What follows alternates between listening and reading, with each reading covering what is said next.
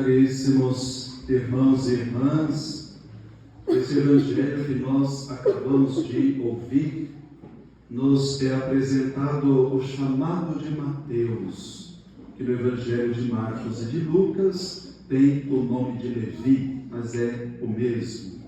No Evangelho que nós acabamos de ouvir, Jesus olha para Mateus, viu Mateus sentado na coletoria de impostos. Interessante observarmos este versículo, irmãos e irmãs, porque o Evangelho não diz se Mateus tinha notado a presença de Jesus, mas apresenta em primeiro plano o olhar de Jesus para ele. Disso nós podemos, irmãos, sempre pensar, refletir em nossa vida, muito antes que nós tenhamos olhado para o Senhor, muito antes que nós tenhamos nos voltado a Ele, Ele já se volta para nós. Assim também nos apresenta a parábola do filho pródigo, por exemplo. O filho arrependido deseja voltar para a casa do pai.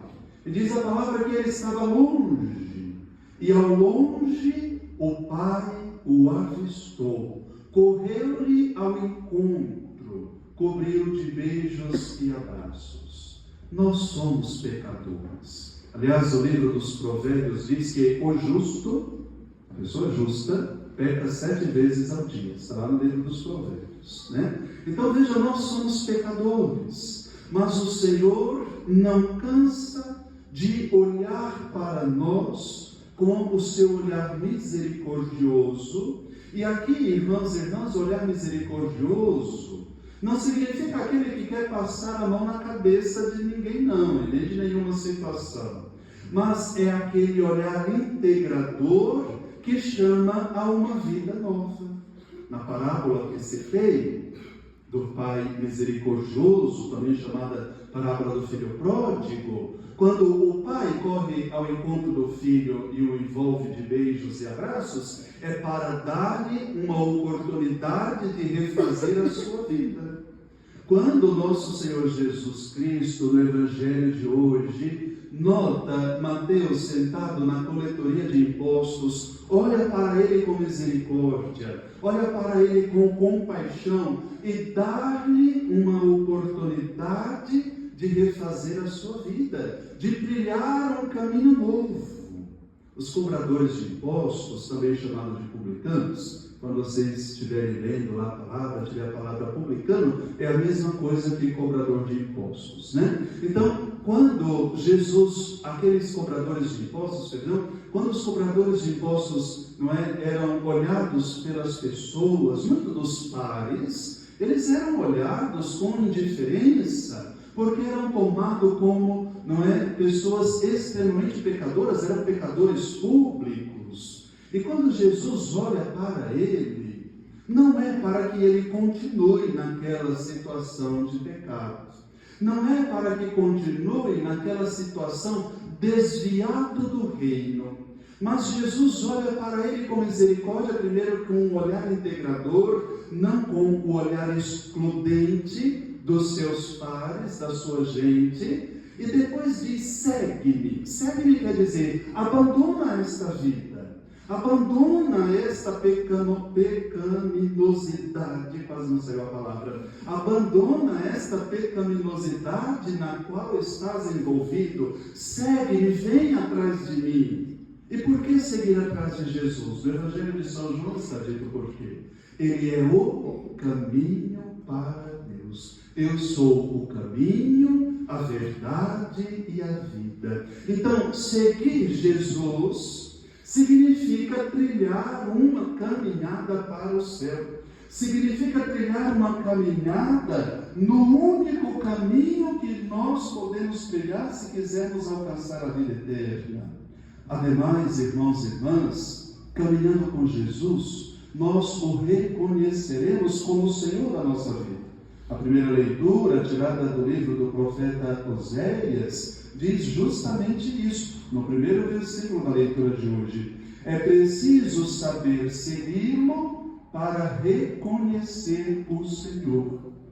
E olha como Mateus reconhecerá Jesus depois. Narrando os acontecimentos, é ele quem apresenta de modo ainda assim mais detalhado. O evangelista São Marcos também apresenta, mas é ali no Evangelho de Mateus, capítulo 16, que nós encontramos a bonita profissão de fé de Pedro, quando Jesus pergunta: quem dizem que eu sou?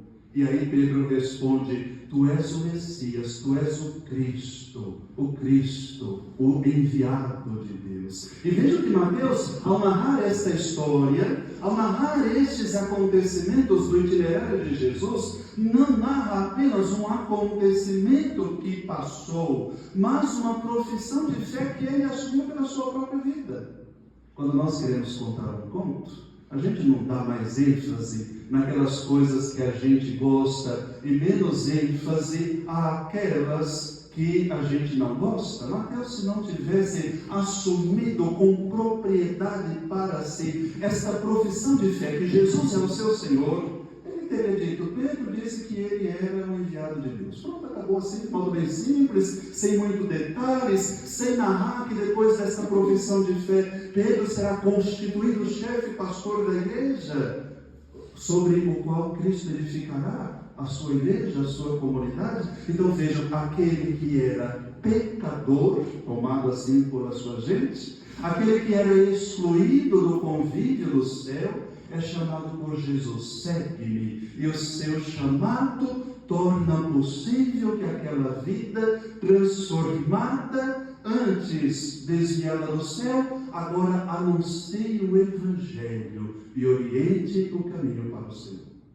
Ao olhar para cada um de nós, irmãos e irmãs, Jesus sabe quem somos. Jesus sabe qual é o nosso nome. Jesus sabe qual é a nossa situação. Jesus sabe quais são os caminhos que nós trilhamos até aqui. Mas Ele olha ainda para cada um de nós, ontem e hoje, sobretudo na Santíssima Eucaristia, quando nós nos reunimos como comunidade de fé. Ele olha para nós e diz: confia, espera, eu estou contigo, estarei convosco todos os dias até o fim dos tempos, não te abandonarei, eu estou com você e você é convidado a estar também comigo. Ontem e hoje, o convite de Jesus se repete. E o que Ele espera de nós? Que trilhemos o caminho do testemunho da fé, como nós ouvimos na segunda leitura. A fé que nos faz contemplar a graça do ressuscitado que deu a sua vida para nos redimir, que foi ressuscitado para nos justificar. Assim termina a segunda leitura de hoje. A ressurreição de Cristo é a nossa justificação. Atendamos nós, irmãos e irmãs, ao convite de Jesus que diz: vem e segue-me. E no seu seguimento, procuremos converter cada vez mais o nosso coração e a nossa mente para proclamarmos as maravilhas do ressuscitado em nossa vida. E ao proclamar as maravilhas do ressuscitado em nossa vida, nós diremos a Ele: reina, Senhor, sobre mim, reina, Senhor, sobre a minha casa, reina, Senhor, sobre a minha história. E por isso mesmo, que és o meu Senhor, o meu Rei, eu quero te confiar as minhas alegrias e as minhas tristezas, as minhas angústias e a minha esperança, para que o Senhor seja o Senhor de tudo. Deus nos dê a graça de corresponder ao seu santo chamado para uma vida nova. Amém. Amém.